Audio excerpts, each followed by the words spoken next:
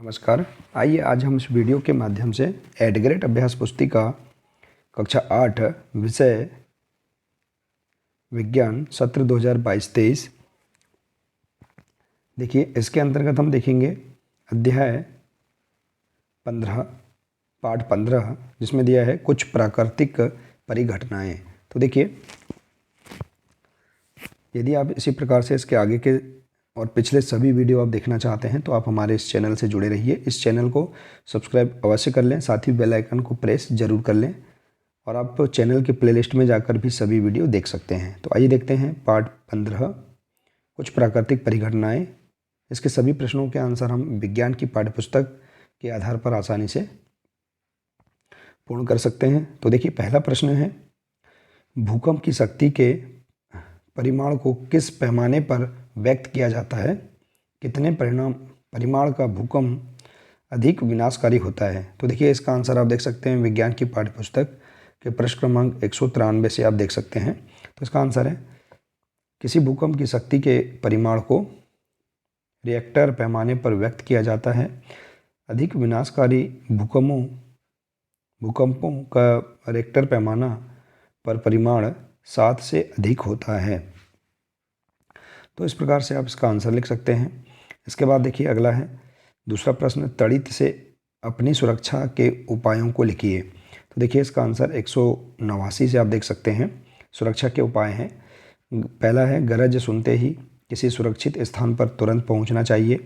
दूसरा है अंतिम गर्जन सुनने के बाद सुरक्षित स्थान से बाहर आने से पहले कुछ देर प्रतीक्षा करना चाहिए। तो इस प्रकार से आप यहाँ पर इसका आंसर लिख सकते हैं। इसके बाद देखिए, अगला है सर्दियों में स्वेटर उतारते समय चट चट की ध्वनि सुनाई देती है, समझाइए। तो देखिए, इसका आंसर लिख सकते हैं प्रश्न क्रमांक 184 से, सर्दियों में जब स्वेटर उतारते हैं तो वह हमारी त्वचा से रगड़ खाकर आवेशित हो जाता है। स्वेटर पर आवेश आने के कारण चट चट की आवाज़ सुनाई देती है तथा चिंगारी भी दिखाई देती है। तो इस प्रकार से आप इसका आंसर लिख सकते हैं। अगला है भूकंपी क्षेत्र अथवा भ्रंश क्षेत्र किसे कहते हैं? भारत में अति भूकंप आने वाले क्षेत्रों के नाम लिखिए। तो देखिए, इसका आंसर प्रश्न क्रमांक 193 से, भूकंप प्लेटों की गतियों के कारण उत्पन्न होते हैं, अतः जहाँ प्लेटों की सीमाएं दुर्बल होती हैं वहाँ भूकंप आने की संभावना अधिक होती है। इन दुर्बल क्षेत्रों को भूकंपी क्षेत्र अथवा भ्रंश क्षेत्र कहते हैं। भारत में अति भूकंप क्षेत्र कश्मीर, पश्चिमी तथा केंद्रीय हिमालय में आते हैं। तो इस प्रकार से आप इसका आंसर लिख सकते हैं। अगला देखिए, लघुत्तरीय प्रश्न है प्रश्न 5, पृथ्वी की संरचना का नामांकित चित्र बनाइए। तो देखिए, आप विज्ञान की पाठ्यपुस्तक के प्रश्न क्रमांक 192 से इसका आंसर देख सकते हैं, चित्र बना सकते हैं, चित्र क्रमांक 15.9। तो इस प्रकार से आप देखिए पृथ्वी की संरचना का नामांकित चित्र बना सकते हैं। इसके बाद देखिए, अगला प्रश्न है,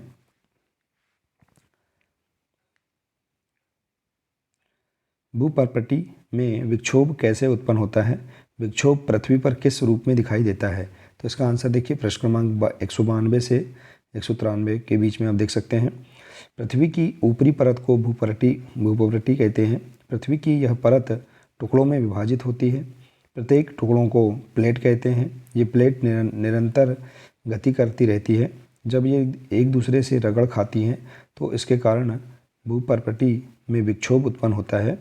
यही विक्षोभ पृथ्वी की सतह पर भूकंप के रूप में दिखाई देता है। तो इस प्रकार से आप इसका आंसर लिख सकते हैं। अगला प्रश्न है, आवेशित गुब्बारा दूसरे आवेशित गुब्बारे को प्रतिकर्षित करता है, जबकि अनावेशित गुब्बारा आवेशित गुब्बारे का द्वारा आकर्षित किया जाता है। तो प्रयोग द्वारा समझाइए। तो देखिए, इसका आंसर प्रश्न क्रमांक 186 से देख सकते हैं, क्रियाकलाप 15.3 से। तो आवेशित गुब्बारा दूसरे आवेशित गुब्बारे को प्रतिकर्षित करता है क्योंकि दोनों गुब्बारों पर सजातीय आवेश है, अतः सजातीय आवेश एक दूसरे को प्रतिकर्षित करते हैं, परंतु आवेशित गुब्बारा अनावेशित गुब्बारे को आकर्षित करता है और अपने आवेश में से कुछ आवेश दूसरे गुब्बारे को दे देता है। इसलिए आवेशित वस्तु अनावेशित वस्तु को आकर्षित करती है। तो इस प्रकार से आप इसका आंसर पाठ्यपुस्तक से लिख सकते हैं।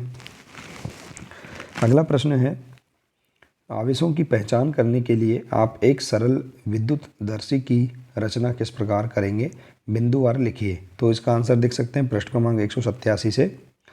पहला है बोतल के मुंह के साइज से कुछ बड़ा गत्ते का टुकड़ा लीजिए, इसमें एक छिद्र बनाइए जिसमें धातु की पेपर क्लिप घुसाई जा सके। दूसरा है एल्यूमिनियम की पन्नी की लगभग 4 सेंटीमीटर गुणा 1 सेंटीमीटर साइज की 2 पट्टी काटिए।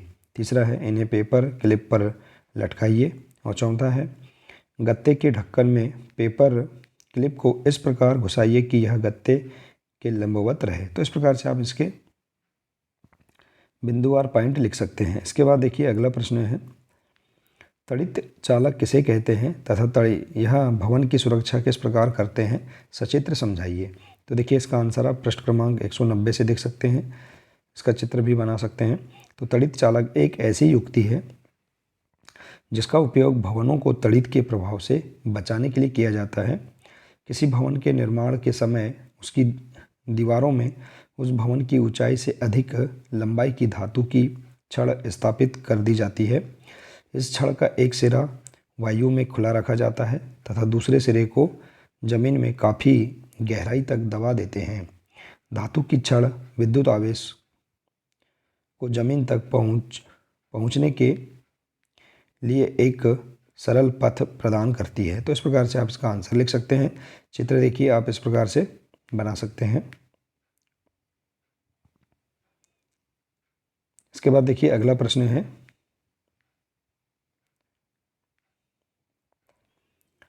भूकंप से बचने के लिए निम्न स्थितियों में आप क्या प्रयास करेंगे।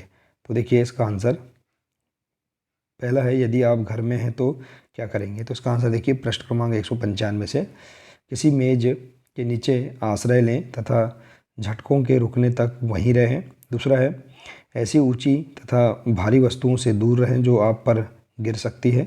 और तीसरा है यदि आप बिस्तर पर हैं तो उठे नहीं, अपने सिर का तकिए से बचाव करें। तो इस प्रकार से आप यहाँ पर